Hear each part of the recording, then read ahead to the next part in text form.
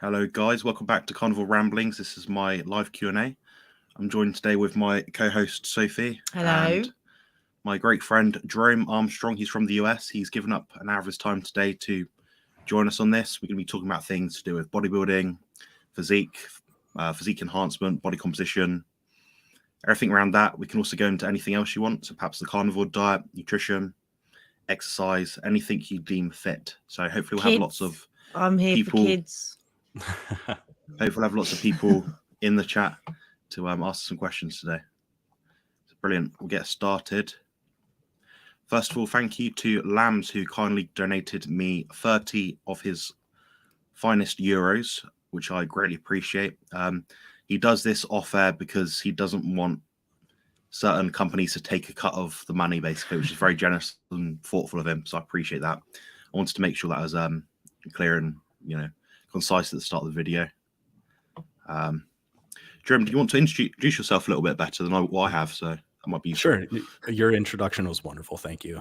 First of all, thank you, Jonathan, Sophie, for allowing me to come on today. I have such a profound respect for both of you. Thank you. My name is Jerome. I own a personal training studio just north of Milwaukee, Wisconsin, called 18 Minute Fitness.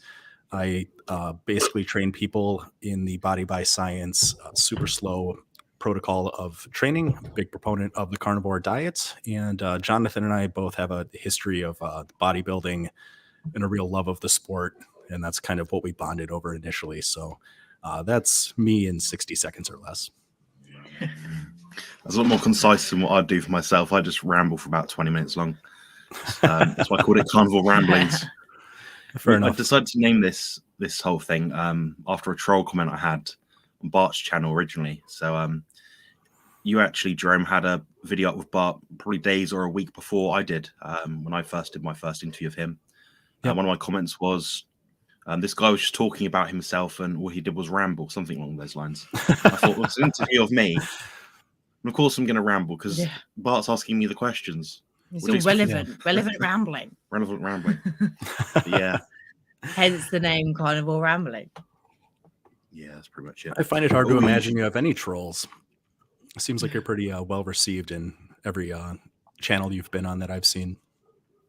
Yeah, I think so. I think when you had kind of two negative comments, one of your rambling and then one of you mumbled or they didn't understand you, and it's like, turn your volume up then because no one else has a problem. Yeah, you can't be invincible to these sort of things, but you can participate. That's the main thing, and hopefully not let it get to you. I think I like Jerome's style because Jerome's someone I think is one of the best spoken people I know, most articulate people I know. When I watch Jerome's videos, I think, wow, this speaks so quickly, and he explains things very well, and it's all thought out, and it's almost when he's speaking, it tells a story, and that's something I'm not very good at doing. So I hope to learn a lot from Jerome in the future, and that's just one aspect of the pros of Jerome anyway. I appreciate the kind words. In your defense, Jonathan, I think we're always our own harshest critics. And oftentimes when we're doing live videos or when we watch videos after we upload them, it's very easy to think about the things that we wish we would have said and to kind of pick apart our own words. I have a very similar opinion when I hear my own videos and then later go and watch yours. So it's not just you. You're doing wonderful. He definitely critiques his own videos quite a lot. Like he will watch it back and he'll say, I shouldn't have said that. That was stupid. I'm rambling there. And I'm like, you're not, you're fine. It's even when I'm doing the interview of someone else, when I'm just cutting in every 5 minutes, I still think, why did I say that? When we're watching the premiere together, he's there just critiquing himself. And I'm like, will you shut up? It's fine. It's absolutely fine. Well, Sophie, maybe you need to roll up a magazine or a newspaper and just whack him in the back of the head when he the hand's all right. That does exactly. Yeah. Just so everyone knows, I did just about escape downstairs to get upstairs today. Quite a lot of back and hip pain, so I'm going to be eating my dinner whilst I'm doing this. Hopefully, it's not going to be too intrusive. I wouldn't usually do it, but this is quite a laid-back sort of live Q&A. It's not meant to be disrespectful, but I do need to eat. Yes.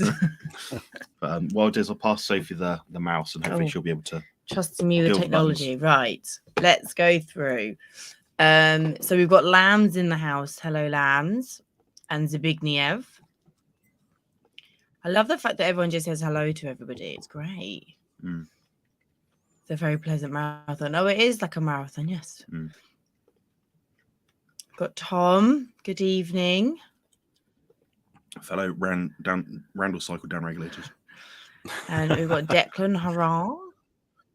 Declan, good to see you. Declan and I chat quite a bit offline. Is Declan our Discord friend? No. I joined he'll say Discord he was, server, but I know a Declan. He's in our sort of nutrition training space, so it might be he's the same person. Sure. We've got a hello. For you. Right, Jerome, you've got your first question. Sure. What is your experience with Body by Science? I mean, the way of exercising. Sure. So I originally, when I got into high intensity training, and I'll try and keep from going too long-winded, maybe I should preface this by saying that the way that Jonathan trains, the way I train, there's a lot more common than what's different. Really, the only difference between the way that I train versus how Jonathan may train, or the way that Bart K may recommend, is I'm a big proponent of slow repetitions, where Jonathan, I believe, generally is more in favor of more of an explosive or ballistic, concentric, and then a slow and controlled eccentric portion of any particular movement. And even if you look at total time under load that these movements are performed, Jonathan or a Bart style 2 sets of 8 is approximately the same amount of time under tension as the way that I exercise. And I just do it over one longer set. So I apologize. I know it's a bit of a tangent. I just wanted to preface that by saying that for most intents and purposes, we basically train in a very similar manner. I came to high intensity training somewhat serendipitously as a last result. At the time, I was 297 pounds. I didn't have time to go to the gym 45 to 60 minutes a day, 5 days a week, like I was up until that point. I was working full-time in corporate America, 297 pounds. Was a full-time student, and I was a volunteer firefighter and a brand new dad. So I had very little free time. And I turned to Mike Mentzer, kind of Rob Goodwin, Dorian Yates style high-intensity training, sort of as a last result. And I found that, at least for me, it worked extremely well. And I followed that style of training for a very long time. What ultimately led me towards the Body by Science super slow style of training, which again is very, very similar, was basically I got so strong doing these compound pushing and pulling movements that I started to skew away from them. I was doing squats for sets of like 4 to 6 with I think 415 pounds. My deadlifts for similar sets were right about 500 pounds. And I was never a strong bencher, but I was bench pressing 275 on the incline. And I started to have little aches and pains in my shoulders and my knees and my hips from lifting very explosively. And I heard people like Drew Bay, Doug McGuff, and a couple other people, Ken Hutchins, within the super slow kind of Body by Science. I use them synonymously, although there are differences. Basically advocating that you didn't need to lift very quickly to continue to produce the beneficial results of exercise.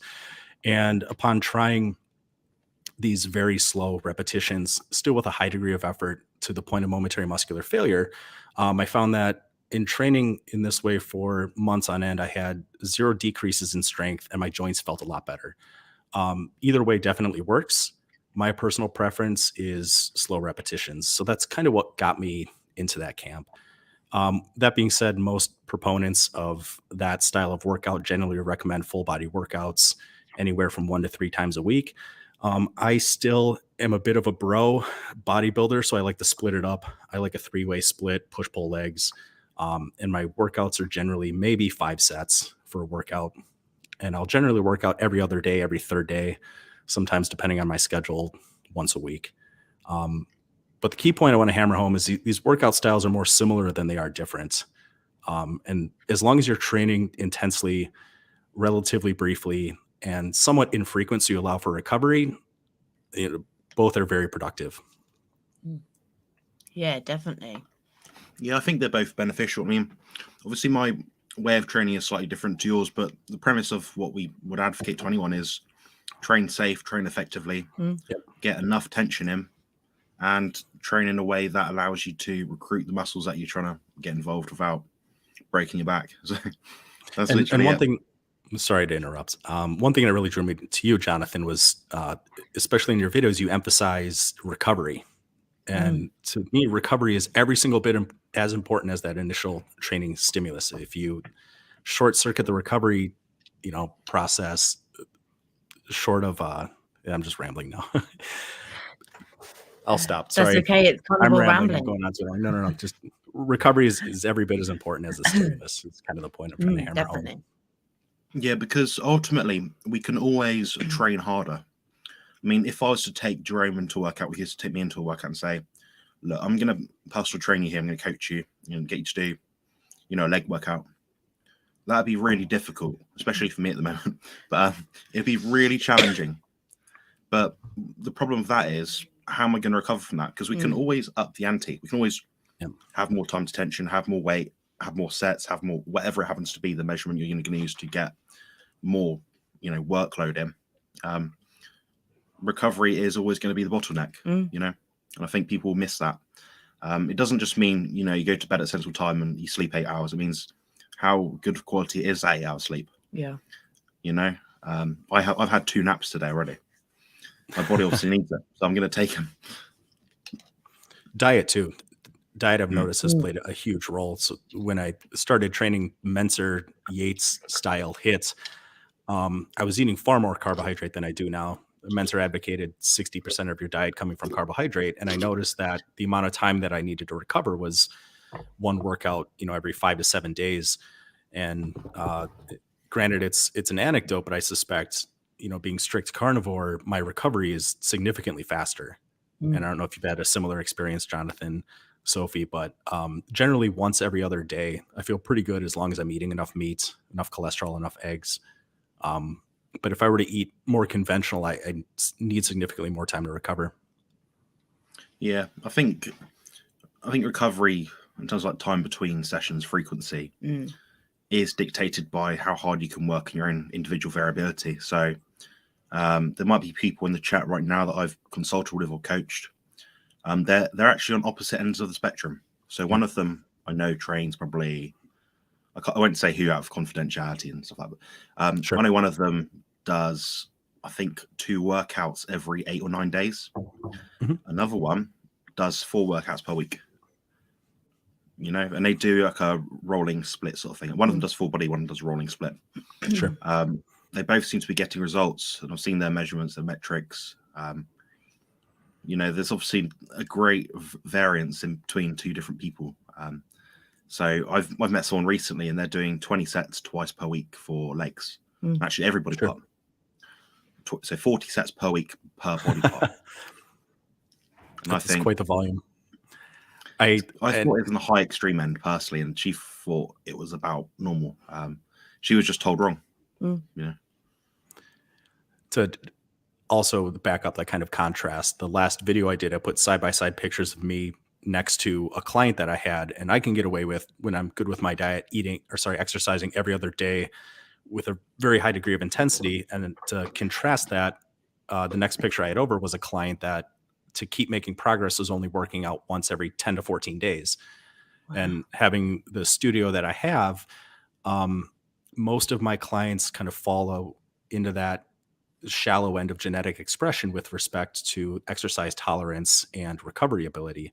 I have 2 clients that only come in once every other week, and they get better results coming in every other week compared to if I brought them in once a week, we would be struggling to make progress. But by giving them that extra full week of recovery, they're making significant progress every single workout.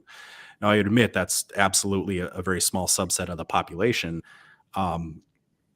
But you're 100% right. The amount of genetic and dietary variability and how much that plays into recovery is it's somewhat astounding to look at that broad degree of expression. Yeah, completely.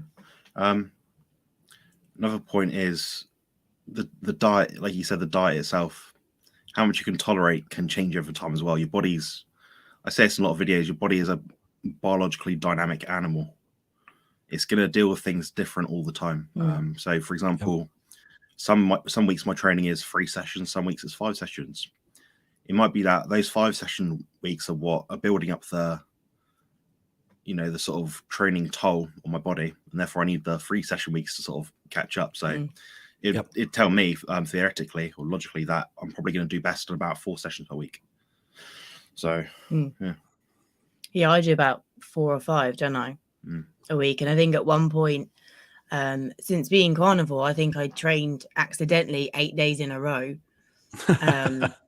completely unplanned. I just kept putting it in the calendar and just kept going, and I was like, oh, hang on, I haven't rested yet. Oh, Jerome, you're like this. So I had 2 rest days in 2 months post show last year or the year before. Sure. 2 rest days. Like every day I was doing, I think I was like doing an incline walk or something, and walking the dog, cycling to and from the gym, an hour to an hour and a half of weights, probably close to an hour most of the time, but I couldn't rest, That's what I was going to ask, is how much you backed off your normal workout volume if you were working out that frequently, but it seems like you were still hitting it pretty hard. Yeah, I think what I was trying to do is, this is where being intuitive comes into it. So at that point, I was still coming off the diet, generally speaking. I was still in a fatigue state, so my training intensity wasn't that high, because it'd be too dangerous to train that intensely. Yep. I was trying to compensate for the lack of training difficulty with the amount of frequency that I was doing. It kept my physique in check, but I wasn't going to improve doing that, Right. Right, that's funny. And I know yeah, absolutely. Yeah, what are you saying, no, Jerome? I was just going to ramble. I'm talking too much already. No, you're my guest, Jerome. I'm glad to have you here, and it's appreciate any input you have. So, Aaron the Big Quack. So, Rick's, what do you say? I was just going to say, our first moderator on this channel. Well, yeah, out of us 2, yeah, he was. I think they're the first one. He's our crazy duck iguana man, isn't he? I love Rick. Talk to him off catching the iguanas. Bless him. But he always shows up unless he has some technical issues, which I think he had the other day, didn't he? Something about his Wi-Fi. So he wasn't there, bless him. Right, I think you have another question. Jonathan, I'll let you read it. So Tom's a member of my channel. Thank you very much again, Tom, for probably the 3rd time now. Thoughts on the GAPS diet? Its creator apparently put her child's autism into remission with it. Probably not a bad idea to incorporate meat stocks into the diet. That's a good question. I think it's Natasha Campbell McBride. She's quite elusive to me. People have told me to interview her, but she doesn't seem to respond very well. I'm sure it's just me. She probably hasn't heard of me, so she thinks he's this weird bodybuilder guy messaging me. Do you have any thoughts on that, Jerome? Yeah, I've never heard of the GAPS diet, so I couldn't speak to any thoughts on its efficacy. I guess the point that I would make is I think all diets kind of exist along a continuum of varying degrees of healthy, especially in the media and the fitness industry. Everything is made to be too black and white and too polarizing. Things are either healthy or they're not healthy. Something works or it doesn't. And anything that skews more closely towards that end of, in general, more naturally existing foods, not triggering the Randall cycle to too high of an extent, the closer you get towards that, I think more people are going to have a greater degree of positive response. But I have no clue what the GAPS diet actually is. Yes, effectively, the original diet is, like Tom said, stocks. I think a few less toxic vegetables, lots of broth, fatty meat. That's essentially it. But I believe the author has now actually changed her views and sort of thinks, plants trying to kill you sort of thing. So she cottoned onto that a bit, and she's got some different ideas, basically. I think it is a good starting point. It's probably, if I was to say to my former self, prior to doing any sort of diets, with autism, I would have probably went through the GAPS diet route first as my transition, just to see what works and what doesn't, I think.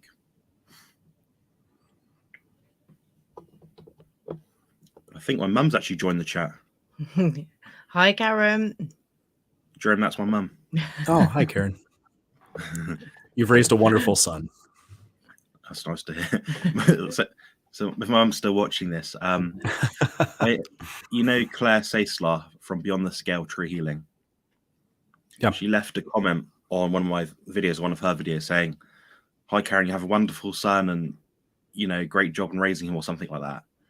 And I was like, Mum's not going to read this. She doesn't understand how comments work. Sure. That's funny. Not very techy. Yeah. So, Mum, if you do have any questions, please just put them below. The live stream's quite busy at the moment, so please put a queue first so I don't miss it. I'm joking there. It's not very busy at all. It's got like 10 people. Hi, Jonathan. That's Hi, Tracy. Tracy. Nice to see you. And Sophie. And me. You're right. I'm here as often as possible, except when working off-site. Yeah. So Rick's got several screen setups around his home. I think some inside and a lot outside, or something like that. Basically, he has YouTube playing throughout the day, I imagine, while he's working, and he likes to sort of see what other people are doing and, you know, in the sort of carnivore space. So he's a good supporter. I always see him frequently on Bart's channel and other people like that.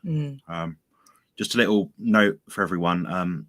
Jerome does practice a carnivore diet and he does do very informative videos, a few live streams here and there. He's probably going to do some more content in coming months, perhaps to do with his bodybuilding preparations, which would be really cool. If you could follow him or subscribe to him, I have put his links below the channel, so find him through there. It should be Jerome Armstrong for Instagram, Jerome Armstrong for YouTube, and 18minute.fitness for his website. I appreciate that. Admittedly, I probably should create more YouTube content. My bigger focus at the moment is trying to build my studio and be more involved in the local community. But it's somewhat interesting. Like most of the human interaction I have on a daily basis is basically interacting with people on YouTube or Instagram or social media. And you're right that the people that come in your comments, so he said it, that the people that come in and say hi to each other, it's a really beautiful thing to see. Just how friendly and personable everyone is. So thank you for the plug. You didn't have to do that. It's my pleasure. Like we will have to support the right people around here. If I ever do promote someone on my channel, it's because I want to. It's not because I'm doing it because they're on here. You know, I did select Jerome as my first live Q&A guest on here, other than perhaps Sophie, but I kind of had to. Yeah, he's kind of in my house, so I'd be just lying on the bed behind him. Yeah. Keeping me awake. I actually interviewed Bart, I think last night at about 10 p.m. British time. Yeah. And Sophie was just in bed, sort of thing, playing her phone. And I think the interview ended. Then Maddie started crying in the back room. She's the 9-month-old, and you know she went over and Bart met Maddie, which is quite sweet. It was funny. As soon as he hit record, I could hear her, and I'm like, now I've got to try and get out of bed, open the door without making any noise. It's always the way. I think I've sussed out the hair thing as well. I think it's because my hair has like very light blonde tones in it. Yeah, you have got quite light. My hair goes like white. Well, quite light, isn't it? Yeah, very blonde in the summer. So you'll see more of that. Trust me, it'll go white when the girls get older.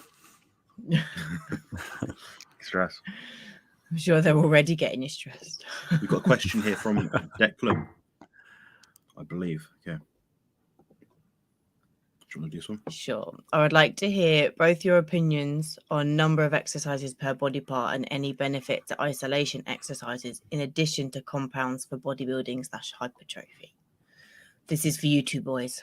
Jerome, you go first. I don't know anything you might miss. Sure. I would say I think far more than total number of exercises or movements per body part is how hard you're working that particular movement. I think the execution of an exercise is going to be far more important than the actual specifics of whether or not the resistance curve matches the strength curve, whether you do drop sets, whether it's supersets, anything like that. How much intensity are you able to safely generate out of that movement? I think is going to be far more important. So that being said, yeah, you do have muscles like the pec major that have sternal, abdominal, and clavicular angled fibers, so some degree of a variety of movements is necessary. I tend to think for the most part, if you're training hard enough and you just switch movements up either by caprice when you kind of want to, or if you have it a little bit more structured, as long as you're working somewhat a variety of movements over the course of months and years, I don't think it has to be a lot. Most muscle groups, 2 to 3 movements, done in rotation over a gradual enough period of time, I think is probably sufficient.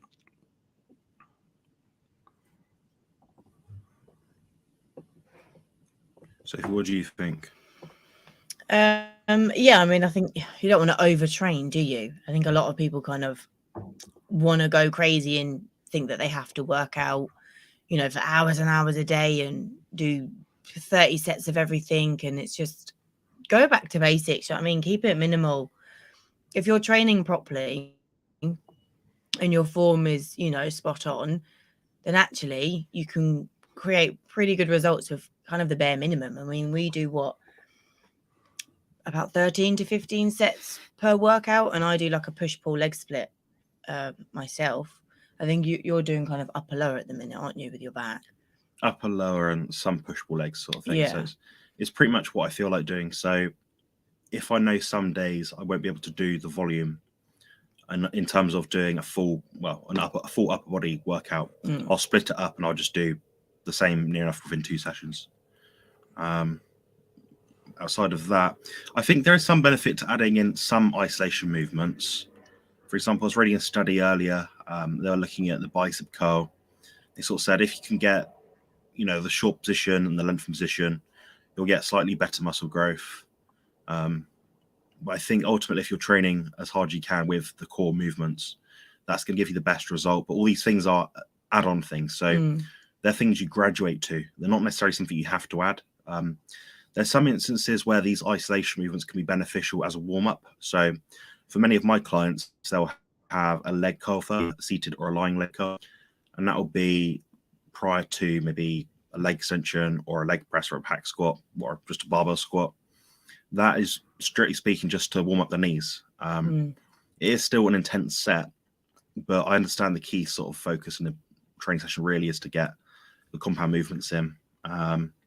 In some cases, you can almost isolate some parts of the muscle group a bit better. So I believe it's the vastus medialis, for example, in a leg extension will be activated more. I believe that's like the center muscle. That's quite hard to activate in a standard squat. So that's an instance there where you might want a bit more detail through the center of the quad, a bit more muscular thickness. The grand scheme of things here, we're dealing with quite small changes in muscle fiber size. So it's not going to be a massive difference you notice, but perhaps over like 10 years, if you put 2 people next to each other like twins and said, you do leg extension squats, equal volume, you just do the squats. I think more is a bit better in that sort of circumstance, providing they can recover and they're doing those same sets equally in terms of difficulty and intensity. Basically. Agreed. And that would also be probably far more pertinent to someone who's looking at competing in bodybuilding than maybe someone who just wants to look good naked. For most people that just want to look better and be healthier, I tend to think a lot of that kind of sorts itself out if you sometimes it's just nice to do different movements.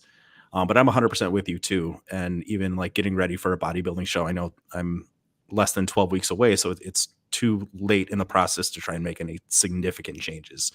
I'm not going to be able to build up, my sartorius in my legs by doing different movements at this point. There's not enough time. So yeah, bodybuilders are a bit of a niche within that. But I am in complete agreement with everything you said. That's good. That's what I had you wondering. Can I interject my own question? I was going to ask you if you do or if you recommend any kind of pre-exhaust, since we were talking about isolation exercise with the relation to compound exercises. Yeah, I think there is some practical use. For example,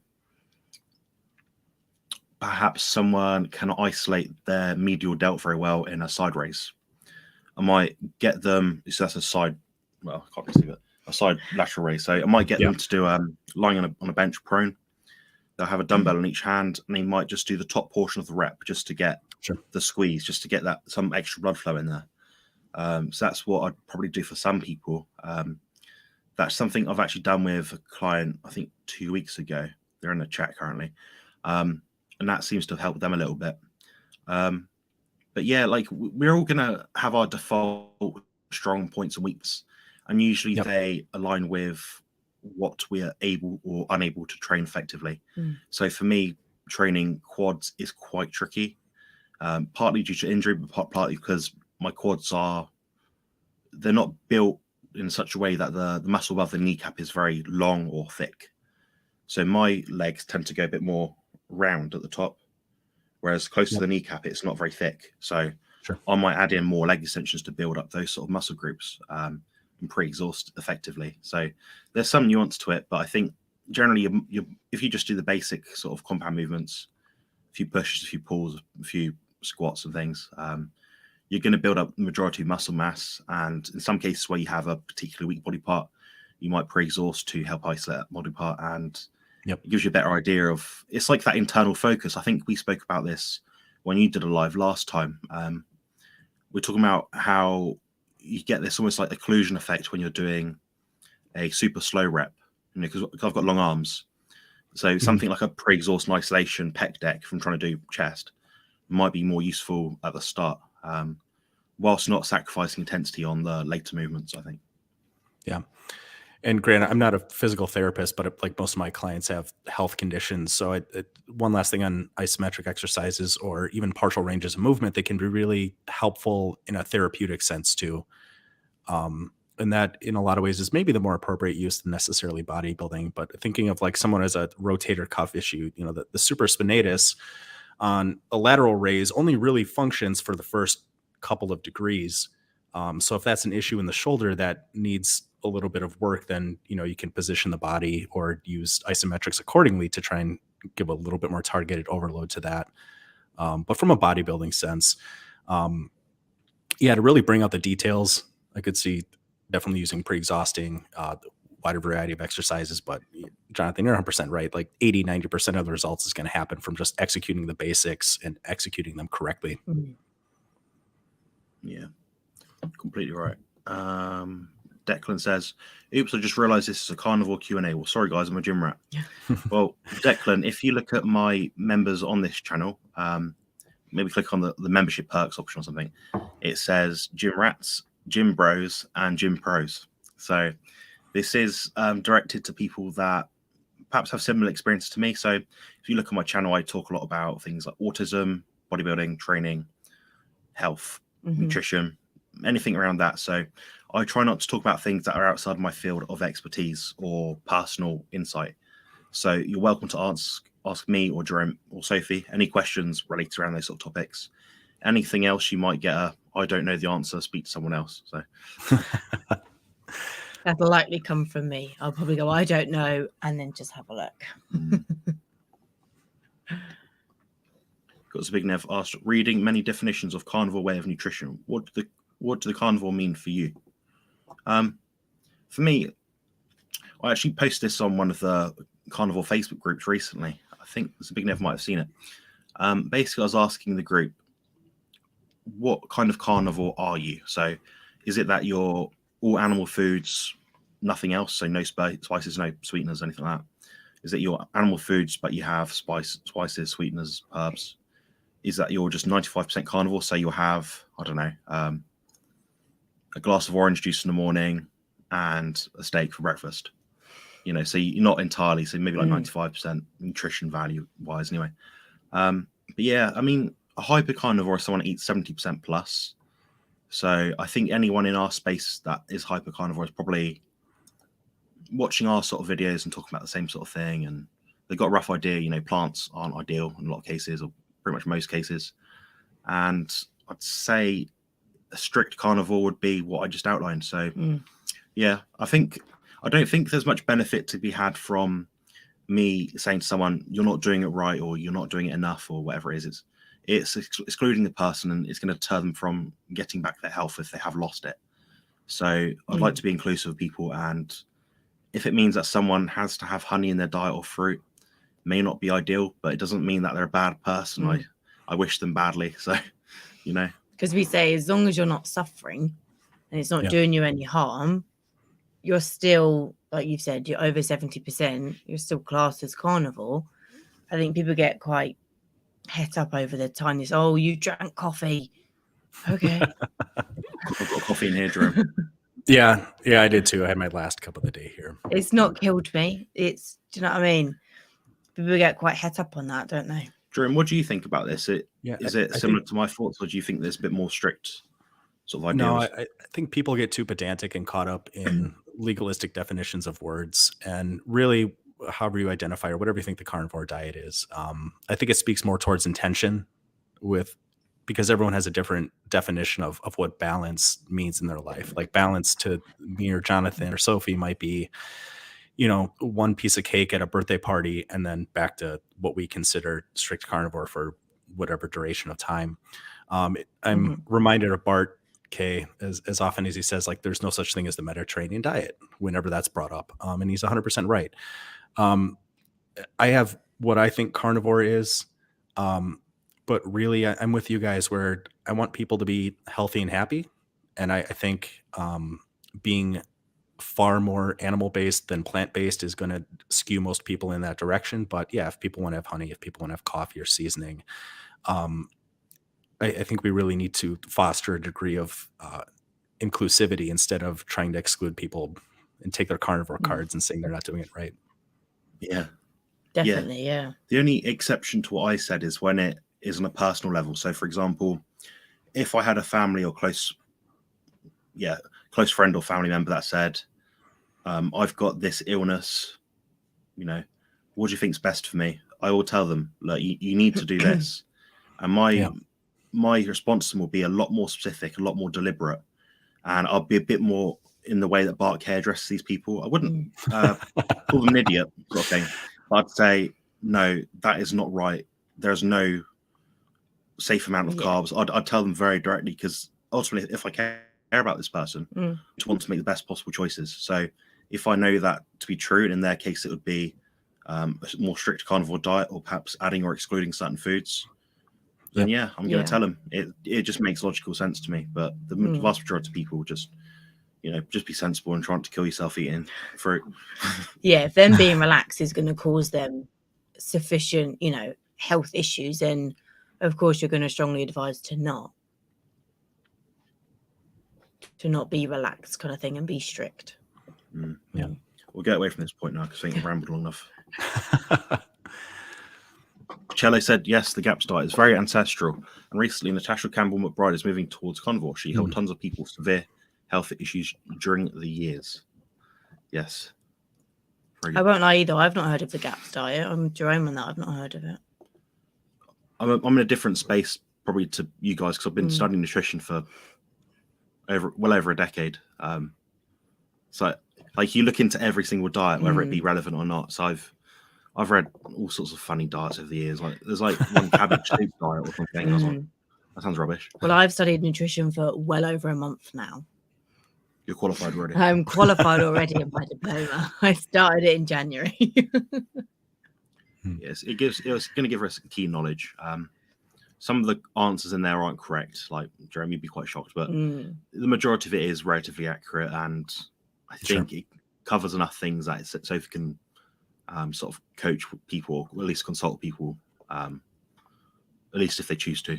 So I'll just put a disclaimer beneath the advert saying Sophie has qualified in this course. She's done these modules. She has experience in this. Anything else, it's out of her depth perhaps, but it's your choice if you want to speak with her. So,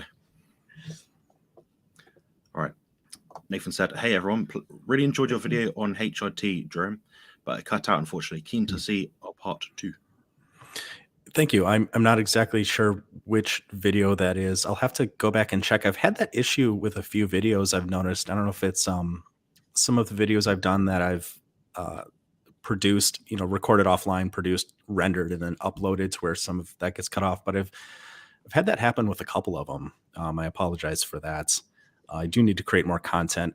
A while back started making what's going to be almost more like a high school or college lecture, really going deep on high intensity training. I think I did the first video or two of that.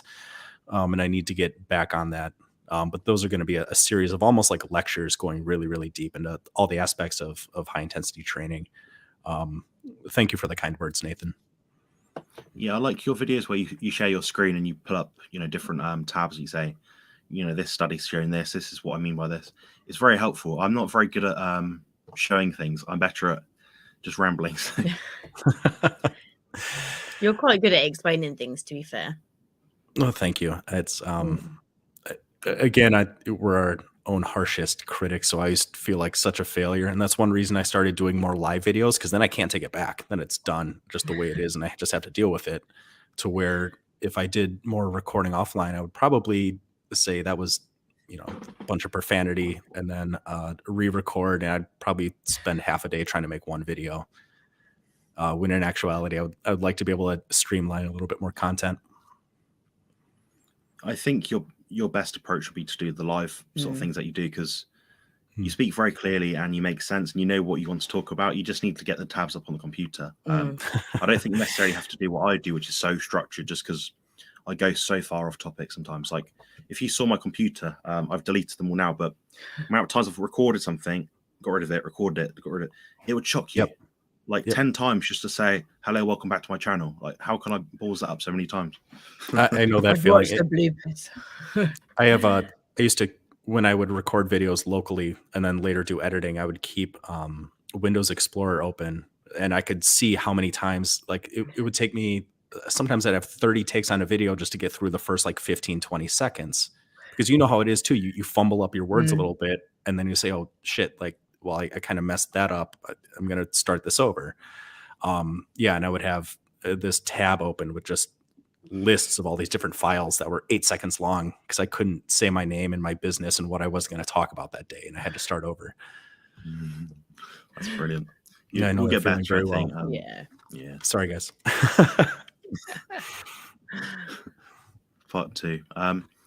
Tracy asked, Jerome, how is your diet structured? Any carbs whatsoever? At the moment, no. I don't know, TM, if you came on a little bit later. Jonathan mentioned earlier, I am getting ready for a bodybuilding competition right now. And as such, this will be the first bodybuilding show that I've done strict carnivore. And strict to me is eggs, red meats, seasoning, and if I want any kind of like 0 calorie condiment, then I'll use that, hot sauce or ground mustard. But I'll probably cut those out about 6 weeks out. But right now I'm kind of basing everything just on appetite and how I look in the mirror. I primed for a week, the first week of contest preparation, 13 weeks out. I just ate ad libitum. If I wanted food, I ate at night until I was full, and I slightly overate that first week. And now it's far less. I personally feel best eating at least 80% fat, and to really control my appetite and just feeling mentally and emotionally stable is better at 85% fat. So the interesting part of that is it keeps my protein levels relatively low. So I eat maybe 70 to 100 grams of protein a day right now, and the rest is fat, just trying to hit about 85% fat. And I think I can get away with that because my exercise volume and frequency is very, very low.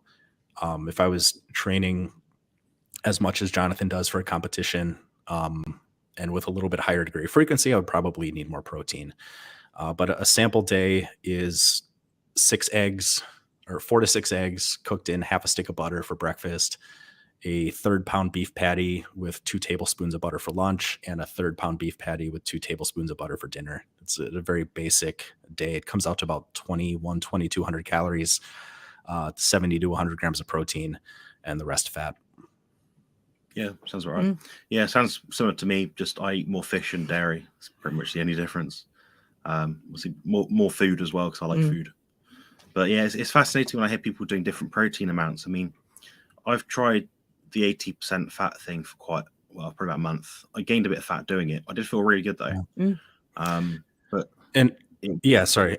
And I want to be clear, I'm not being prescriptive with any of this, especially within carnivore. I think the longer you do it, you kind of find what works for you, and that's going to be a little different for everybody. Yeah, that makes definitely sense. Yeah, because I know that when I started carnivore, we'd kind of played about with the protein and fat, started low and slowly increased it. And I found that I perform better in the gym. I feel a lot better if I'm doing high protein, high fat. So yeah, you do all get your own personal kind of levels, don't you? People don't talk about as well as the vitamins or minerals within either food group. So you got most of the vitamins in the protein portion, most of the fat soluble vitamins in the fat portion.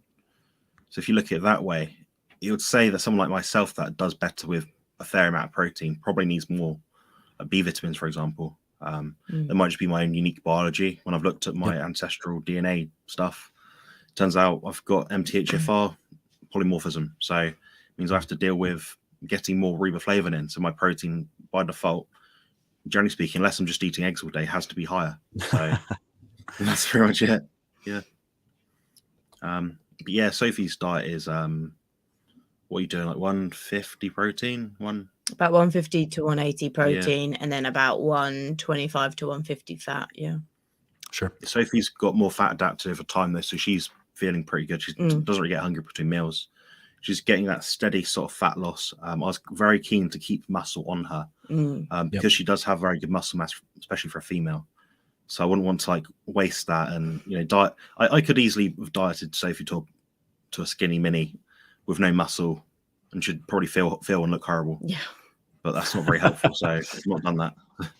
No, I want to keep as much muscle as I can while losing the fat. So if it's going to take me an extra 2 years to get to the body composition that I want, then so be it. I mean, I'm 2.5 years into my weight loss journey as it is. So what's another couple of years? Tracy asked Jerome, with your style of training, what is the duration of your high intensity workout? Sure. So again, I follow a push-pull legs split.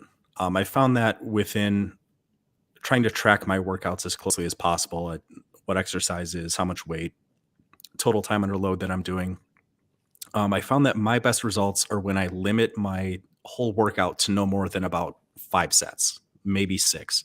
But I push those 5 to 6 sets as hard towards the idea of momentary muscular failure as possible. And Jonathan is well aware of that feeling when you're lifting as hard as you can and it's not moving. And then I'll continue to hold it there as long as possible until it really, really slowly starts coming down. And then I'll fight it the entire way down to where oftentimes like the weight will have rested on the stack and I won't even realize it. So my workouts are generally 5 to 6 minutes, the 1 to 3 times a week, depending on my schedule with clients or speaking engagements or whatever else I have going on in the community. So basically, at least now with competition, 4 to 5 sets of workout. I take 0 rest between sets, try and keep my heart rate up, push every set with as much intensity as I can safely generate. And then at most I'll work out every other day. Yeah, that sounds probably on the lower side of average, but that's your individual biology, Yeah. You're training all so much, you're 3, 4, 5, 6 sets, whatever, per workout. You're not doing anything more than that. And like you made actually a really good point where you said about when you're lowering the weight, say in a bench press, actually lower the weight on say the 8th rep or something. When you're actually lowering it, you're consciously trying to resist it. So you're not just letting it drop and saying 7, 8, 9, 10 drop. You're lowering it consciously. So you're getting the most out of the concentric and the eccentric. And that's when I think you get more of that type 2 action. Yep. And that last repetition when it's lowering too, you're still trying to lift it. It's just going down very, very slowly. You just don't have the strength to forcibly contract against the resistance with that high degree of effort at that point. But just before we move on to the chat, so your workouts that you're doing now, are you going to continue it like that all the way up to contest, or are you going to change it at all? Everything's going to be based on how my workouts are going.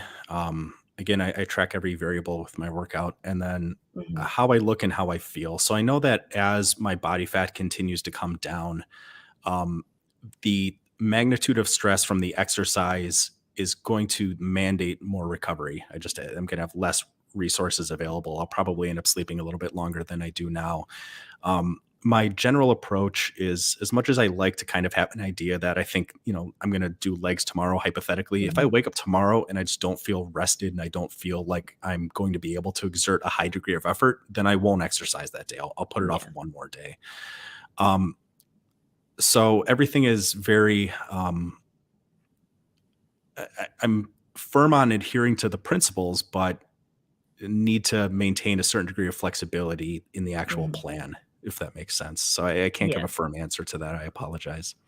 No, you're listening to your body, aren't you? If your body's saying I need to rest, you're not going to push it and go, well, I have to get a workout in. You're listening to your body, and actually overall that's going to make your progress a lot better anyway, isn't it? Yeah. And Jerome knows as well. Sorry. And Jerome knows as well, like say he's 10 weeks out and he can't really do a leg day, so he's got to take an extra day off. And say it's 9 weeks out and he's made no physical improvements that he can see, or look on the scale or anything like that, and he thinks, oh, I should have pushed it. That'll then tell him, okay, maybe I should have done a bit more, or maybe I need to increase my recovery methods, sauna or whatever it happens to be, getting better sleep. So Jerome is very sensible, very intuitive, and I think he'll do very well in his show when it comes. And I was just going to finish up and say that earlier in a contest preparation, you're generally eating more food. And as such, like, you can usually recover a little bit faster. So as the contest day gets closer, and even the last week or so before the show, I'll probably back way off of the intensity, and I won't train nearly as hard, trying to get to that point of momentary muscular failure the last 10 days or so before the show. You reach a certain point where you're just kind of in maintenance with muscle, and you're just trying to get that last little bit of fat off. And that happens almost exclusively from diet.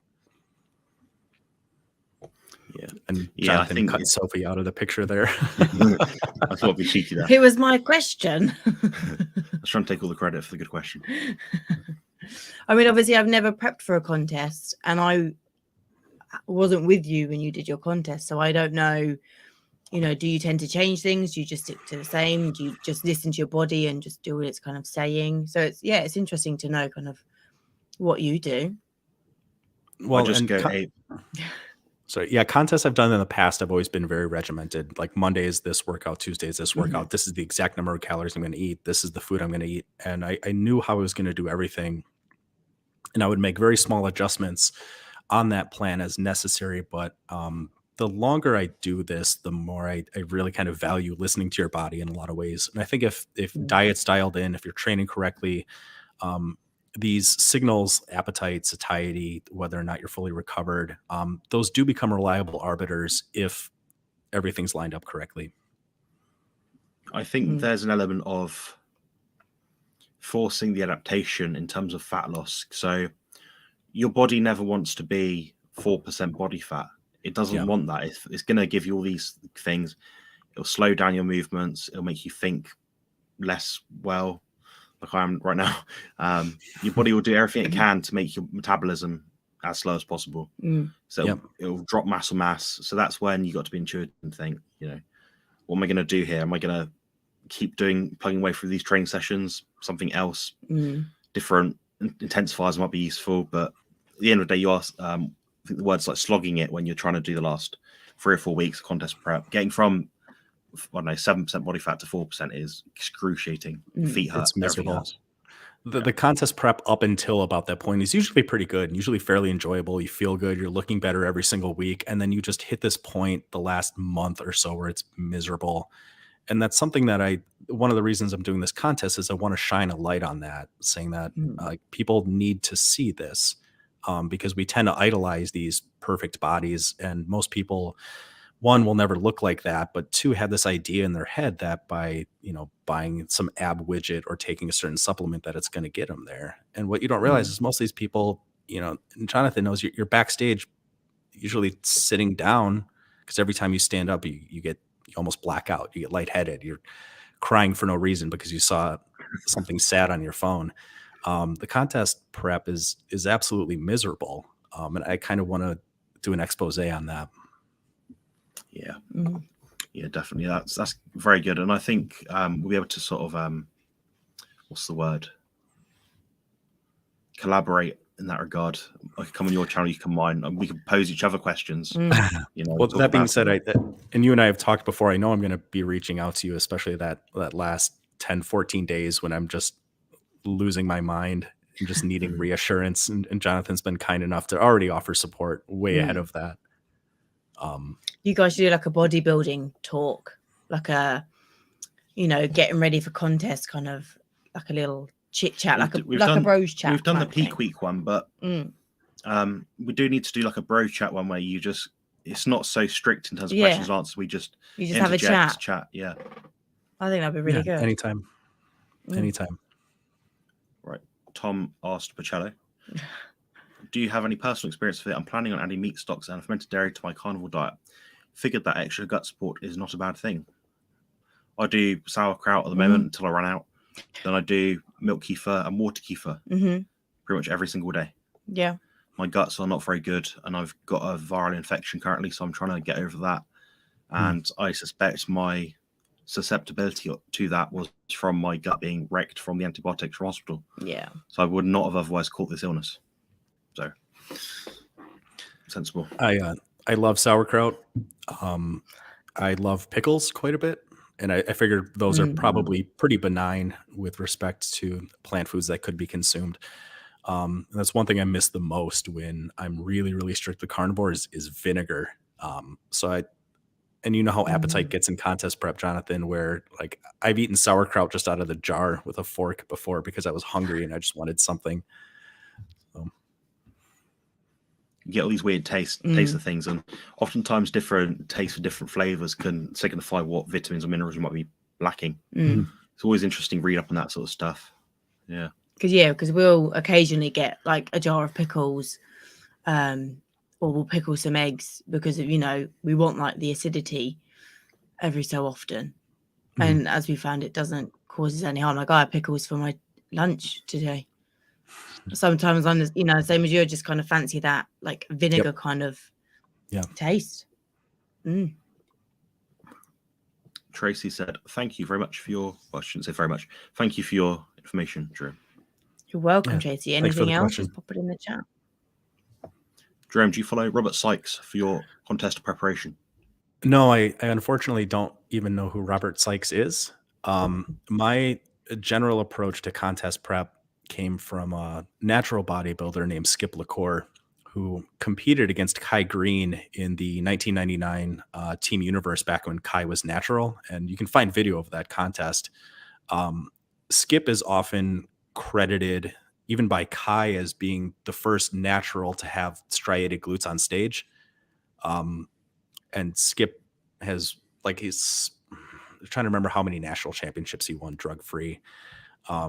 And while there's some difference between an enhanced contest prep and a natural one, with respect to the general principles of dieting, loading sodium, water, potassium, and everything that kind of goes into peak week, that seems to be fairly ubiquitous across most competitors. Yeah. Robert Sykes, from what I can tell, he sort of gets people on a keto diet, and he actually elevates their fat. Well, at least from what I've heard from his videos, he elevates the fat content of that diet. Sure, I'm gonna but one of my friends actually check out his content. Yeah, one of my friends actually, Colt Milton. He's I think he bought his book and he sort of followed his prep along and sort of did it the same way he did it. Funnily enough, now he's sort of taken on the way I've done it, which is quite interesting because I don't have as much notoriety as Robert Sykes, and my contest prep was the direct opposite method that he had. So mine was up in protein, lowering fat. So what we got? I can't read that. So Pacello says, Tom, it was the GAPS diet that gave me the first healing phase 4 years ago. It helped me a lot, but didn't solve all my issues, but it nearly 100% healed my brother-in-law who had a lot of gut issues. I love the fact that they help each other out in our chat. It's great. Yeah, we're all different anecdotes, aren't we? So we've got different experiences. Yeah.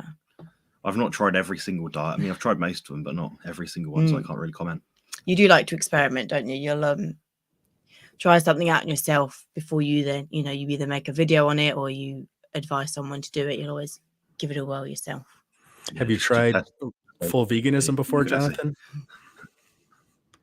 I tried the vegetarian diet, high protein vegetarian diet with corn, sausages, and that sort of rubbish. I think I lasted 4 days and had catastrophic health issues. Okay. My guts were wrecked. I had dry skin. I felt manically depressed, and I hated life within 4 days.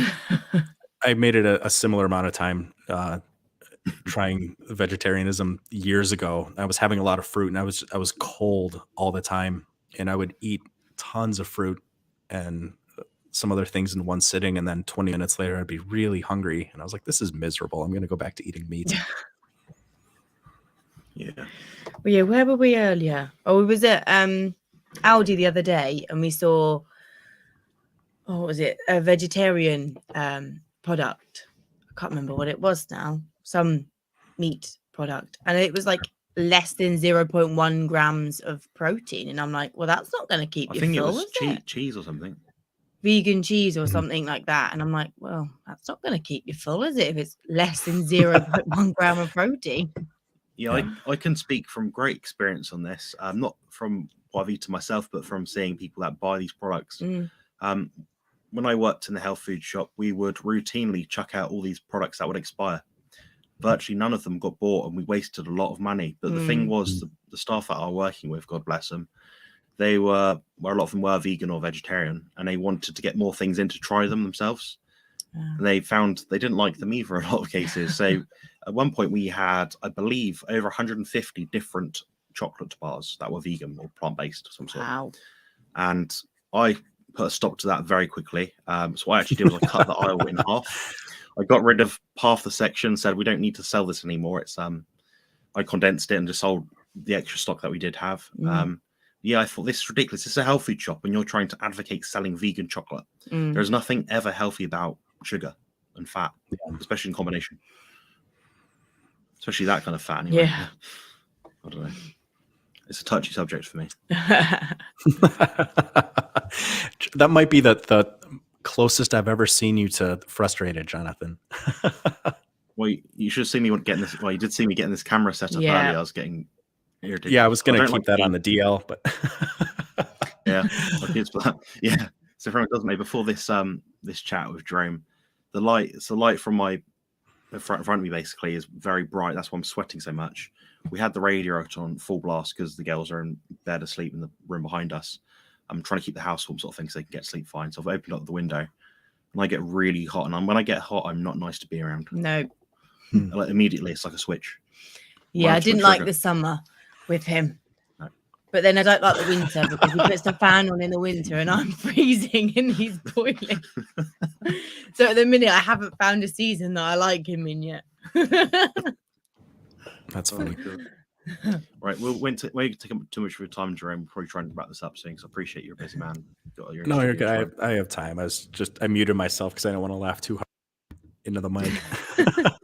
Fair enough. He's still on the full gap start. Lots of meat, fermented food, soups. Wonderful. And Lamb said, problem with fermented. Lambs is one of the wisest people that follow my channel. And the reason is he does his research. Yeah. So I looked into this myself and I spoke to Sophie about it. And I said, if it's on the shelf, it probably isn't fermented. It has to be pasteurized to be put on the shelf. Otherwise, the shops in England won't sell it. However, you can get some fermented, unpasteurized products like this in the refrigerated sections of our supermarkets. The sauerkraut I buy is fermented, unfaffed with, basically. Yeah.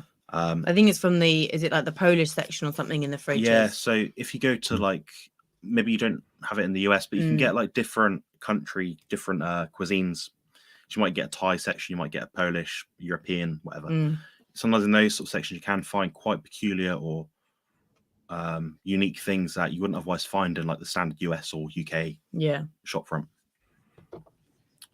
Yeah, I buy the pickles from the what you call it, the shelf. The jar. I quite like them, but I don't have them that often. No, to be fair, we don't really. It's only every now and then, and the jar lasts us ages because we'll go through a phase of we'll have it every day for 3 days, and then we don't have it for a month, and it's. Yeah, they should ferment them with salt only. Completely right. We were going to attempt to do our own, weren't we? Like fermented eggs or something with James, your friend James's recipe. Yeah, Jerome, you'd like my friend. What's his name again? James McDonald. He's one of my best friends in the UK. James McDonald. He's got a YouTube channel. Not a YouTube channel, an Instagram, and he's starting up a podcast. His sort of ideas resonate very closely with what we say. Yeah, he's quite a slender chap, but he's overcoming some health issues. But he's a personal trainer as well. He does the carnivore diet. He posts a lot on Instagram. Very knowledgeable. Very knowledgeable. Well worth following. You'd get on like a house on fire. Yeah. It's what's his Instagram? Fitness with Jam. Yeah, and sorry, that's Fitness with Jam. Oh, I think I know I've seen that before on Instagram. I don't know if he might follow me. Let me type him down quick. So I don't. Yeah, want, he sent us when I type. Like a fermented egg recipe, and Jonathan tagged me, and it was like, I'm going to get Sophie to do that. Yeah, and I'm like, I'll give it a whirl. I'll reach out to him today. Yeah. Tom said, in my country, the Lidl supermarket is going full work. Slowly expand the vegan section at the expense of organic milk section. Very sad. We're seeing that as well, actually. There seems to be like a whole fridge section in our Aldi, which is kind of vegan, vegetarian. So, you got you walk in the shop, you got the fruit section, generally first, vegetables and that rubbish. You get a bit further on in our supermarkets. In our supermarkets, there's the meat. Jerome can't stand this, can he? It's just how unabashedly you're just calling it rubbish. Cracks me up. Truth hurts. Yeah, I tend to be myself. You don't sugarcoat, do we? Very occasionally, I be myself a little bit. But yeah, so you have the meat section, and in front of that, on the stands where there's promotions of different things, and now have plant-based meatballs, and all this sort of stuff, and that stuff never sells. No. Then you go further down, they got the same product that's been in a reduction bin all day and no one's touched it. It's been stacked in such a way and no one's even bothered to move it because they know it's plant-based nonsense. We went to the supermarket kind of the other month at peak reduction time. I mean, it was fantastic. It was full. But all the vegan, vegetarian stuff was left. Everything else was wiped within 5 minutes and all the vegan, vegetarian stuff was left. And I was like, yeah. About right, really. Even on reduced, they don't want it. Yeah, so nonsense. All right. My mum's said, I'm enjoying listening to you guys. Mum, if you have any questions for Jerome, either on training, nutrition, anything like that, be very, very useful. We're trying to get some more questions in. So please help us out. Jonathan, I got one that somebody sent me on Instagram. Granted, you only have so many characters to respond, but I think the point that they were trying to make was, can epigenetic factors change or overcome genetics? I like the question. I had a question like that recently. Sounds familiar. I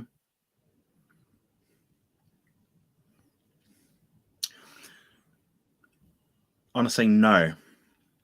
The reason being is, if you look at our genetics, say, as a human species, whether it's millions of years, I don't know, 4.5 million years, wherever it's meant to be, we've adapted over that period of time. And that might mean that perhaps 99.7% of that time we've adapted to eating certain foods. So in that time, we wouldn't have had grains, nothing really agricultural, really. You might have some berries, which are natural to the environment we're in, but nothing was cultivated, So we wouldn't have had adaptive responses to those at that point. Now we started cultivating food, as in, getting, chickens, poultry, eggs. We might have started farming some animals, might have got sheep, things like that. We domesticated some animals as well. But I don't think that it makes that huge of a difference in terms of the grand scheme of things, in terms of our diet.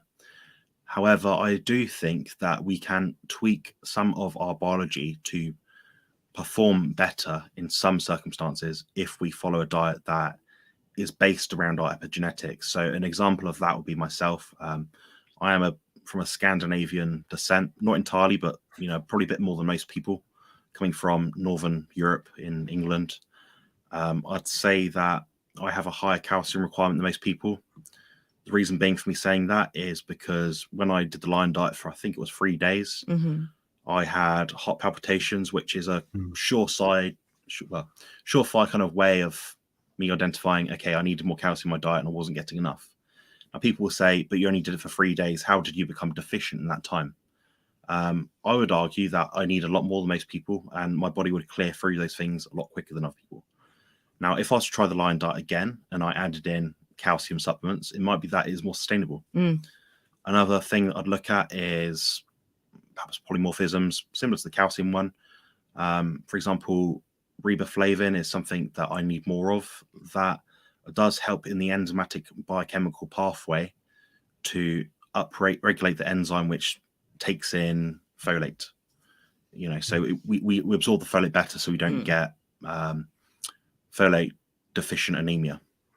So I was anemic before, and an example of that was when I think I posted a photo recently on Instagram, maybe yesterday or today, on my stories. And during that time, I think I was doing the carnivore diet pretty strict, but I was adding in turmeric supplements.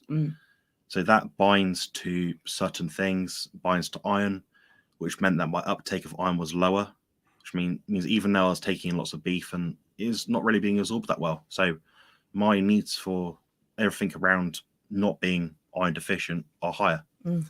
I think I've explained that quite well, but I think that some people generally won't suffer that much if they stick to a relatively meat-based diet. It might be that they just need some tweaks.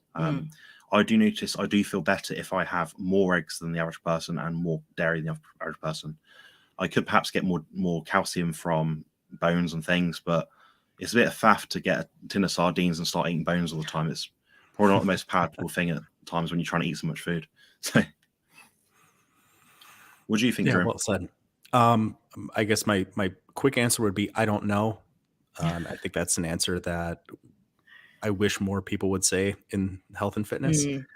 I could guess, and like my understanding is so superficial with respect to epigenetics. My understanding, and I could be very wrong, is basically epigenetics are largely environmental factors that turn certain genetic expressions on or off. In which case, anything epigenetic would still be limited or ultimately mediated by our genetics.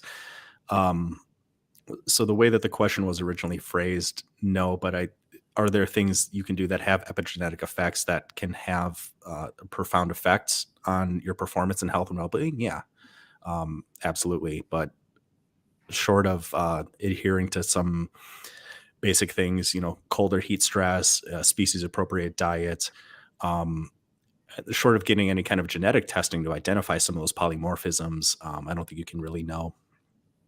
But short answer, I don't know. I would deflect that to somebody who knows far more than I do. That sounds about right. Yeah. Epigenetics. I mean, you can alter your gene expressions for, I believe, is around 3 generations. So, sure. For example, my dad and my brother were both the fastest children in their school. Both were very fast sprinters. I also got those genes from my dad. I was also the fastest sprinter in my school. Very athletically gifted in that sort of way. Now, is it likely if I have children of my own one day that they will have that sort of gene expression? Probably, yeah. Now, if I was to not give my body a reason to be athletic, and then my partner didn't have an athletic build, then their children weren't athletic, it passed down, and they would be less stressed from their external environment to become faster. So their muscles might not have as much fast twitch fibers, or their neural wiring might be not in a certain way. So I think it is very possible to change it, but not really in our lifetime, at least not with our technology that we currently have. Sure. And that's interesting. I've never looked at anything generationally like that. But that's really interesting. Thank you. Cool. Cheers. We'll just wrap this up with the last little comment here.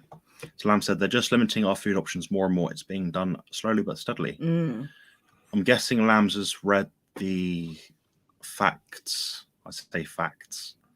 around the egg thing at the moment. Jerome, is it the same way you are at the moment? I'm so out of the loop. From what I've heard, they're saying a lot of the egg pricing is due to bird flu, but there seems to be some kind of quasi conspiracy theorists around that saying that that's not the issue. I don't know. I haven't really investigated that much. With respect to food limitations, yeah, grocery stores are definitely expanding more on plant-based products at the shelf space of more appropriate food. That's really disheartening to see. And I think back to during the pandemic, every store I went to, like the meat was sold out and plant-based stuff was about to expire and it was marked down and it still wasn't selling.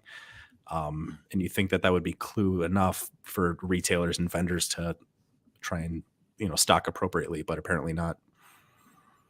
I just wonder if they're being subsidized for this. So, say for example, a supermarket chain were to lose out on profits because they couldn't sell the item. Is it that they're getting these products at a reduced rate and that's being upstream kind of like reduced in terms of cost?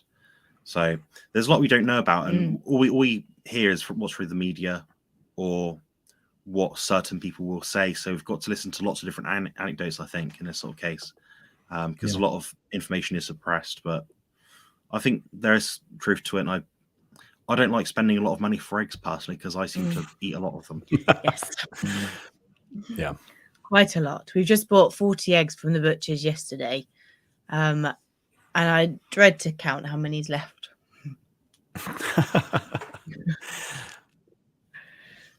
My mum said, I'm trying to eat more eggs as they are an excellent, my mum's funny, source of nutrition. How many eggs a day would you recommend? I'm trying to get more carnivore diet. Don't eat much meat at all.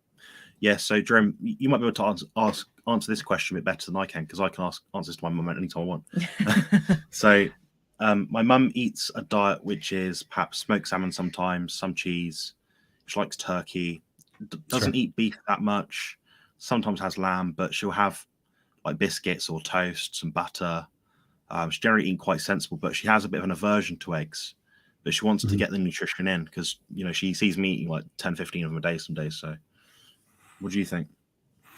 As far as her question with how many eggs a day would I recommend, if you can find a preparation that you enjoy, eggs on toast, if you're still eating bread can be kind of pleasant. I really like an egg yolk on top of a steak or a burger patty.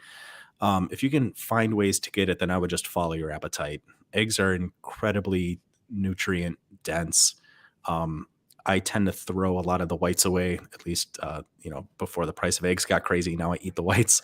But I would, short of recommending a number, I guess I would probably just say if you can find a way that you like eating them, just kind of go based on your appetite and what tastes good. I like making scrambled eggs that are just yolks. To me, that is far more flavorful than just cracking a whole egg and mixing it up. But even a little seasoning can go a long way towards drastically improving the flavor of eggs.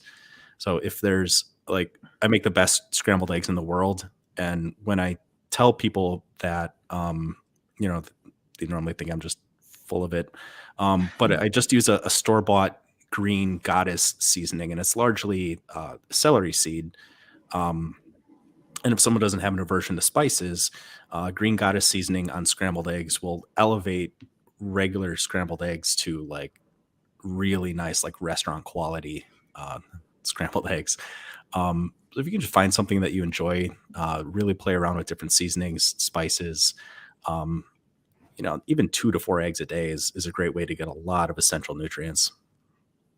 Yeah, that's good advice. And I like that you said the same ballpark as me. I say for any of my clients, if they can tolerate them, it's 3 eggs a day. So I say it very generically, but that 3 is like the minimum for anyone really, if they can eat them. Right, we'll wrap this up in a second. So, wish more of us were allowed to keep our chickens. Yes, so in our country, we have to have a license to hold any livestock animal of any kind. I don't think it's a chore, but I think it's just you have to pay a bit of money to do it, which is a bit awkward, which makes life a bit harder. Which is probably why a lot of people don't do it. Yeah, and even around here, it's different for every municipality. Sometimes if you live in the town, you can't, but if you live in the village, it's tolerable. But there are exceptions to that. But even then, neighbors will sometimes around here get really upset if you have a chicken coop, but the rest of the neighborhood doesn't. There's always that one neighbor, isn't there? Yeah, that's usually me. So my New Year's resolution is to buy less at the supermarket and more at local farms. My options are quite wide, as I learned, but it just takes a little more effort from my side. Yeah, completely. For me to get my raw milk, I have to walk 5 to 10 minutes up the lane, pay the equivalent of about $3 for a litre of raw milk. I'd buy several bottles at a time, freeze some of them. To get eggs, Sophie and I go to a butcher's that has huge eggs. One weighed, I think, 109 grams yesterday, like in the shell, which is an enormous egg. And that was, but you do pay a bit more money for these, but you get more egg for it, so it's not so bad. And they were mostly double yolkers, so I'm quite pleased with that. Yeah, I think the biggest one I've had out of the shell is 84 grams out the shell. We track everything. We be in contest with who can get the biggest egg. And just to piggyback off of that, if you have the option to buy local and sometimes paying cash even to a farmer, you'd be surprised at how much money you can save, especially if you have the freezer space to buy a quarter cow or a half a cow. I'm fortunate that I live 5 minutes away from an elk farm to where I can get elk meat. Otherwise, 15 minutes in the other direction, I could buy half a cow for right around $4 to $5 a pound, which is far cheaper than I could get most cuts at the grocery store. That's a good shout. Yeah. Same here. Our mum said great, by the way. So I think that means she appreciates your advice and she's grateful for the opportunity to have you on the channel and answer a question. Well, thank you. It's 109 grams, geez. Yeah. It's a competition still, lambs. If you can find bigger, you've got to send us a video and prove it. Yeah. A photo. Jonathan, do you have time for one more question? Yeah. I've got one more for you if you want. I know someone that has terribly low iron, so much so that in a few weeks she's going to get an iron infusion. So do you have any dietary or lifestyle recommendations that you think may help with that? That's a good question. I'd probably say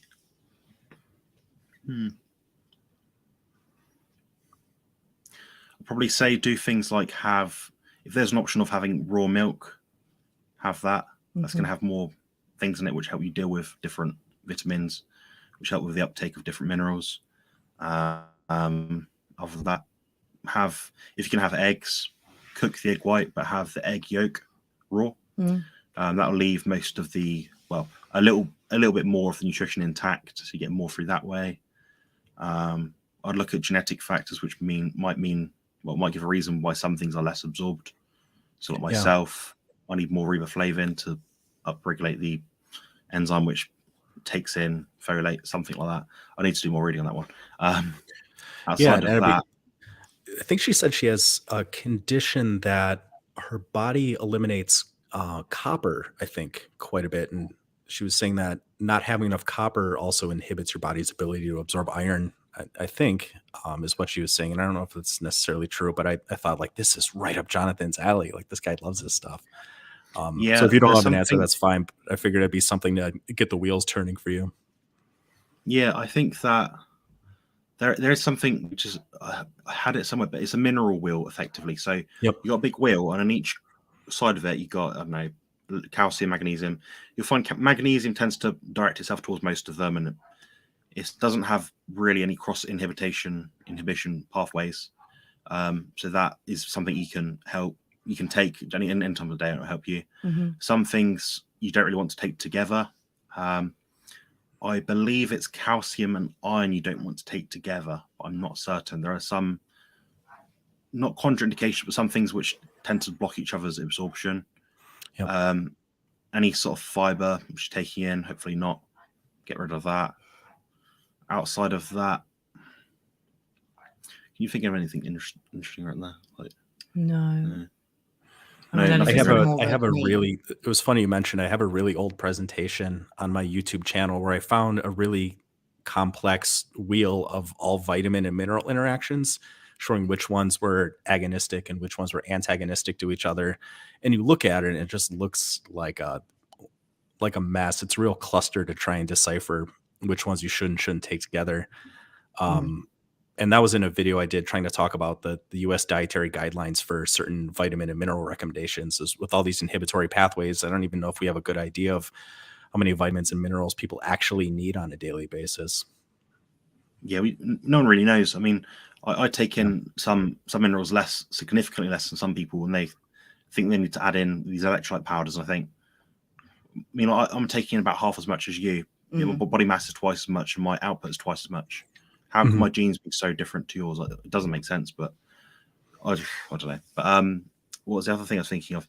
Yeah, if she can identify whether it's copper, B12, or folate deficient anemia, that would be very useful. So it might be that she needs to take copper supplement for a short period of time.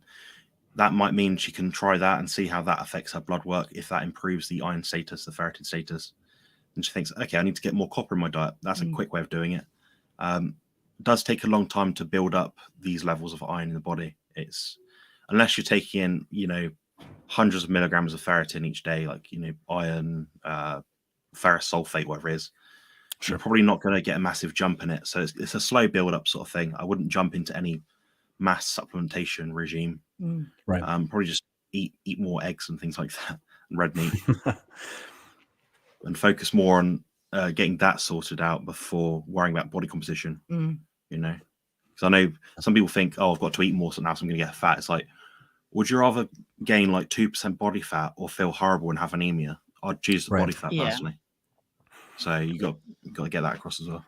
I appreciate you letting me put you on the spot with that question. I know that's not an easy one.